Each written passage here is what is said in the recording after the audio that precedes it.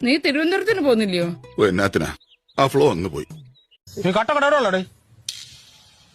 ഈ കാട്ടക്കട എവിടെ ഉള്ള?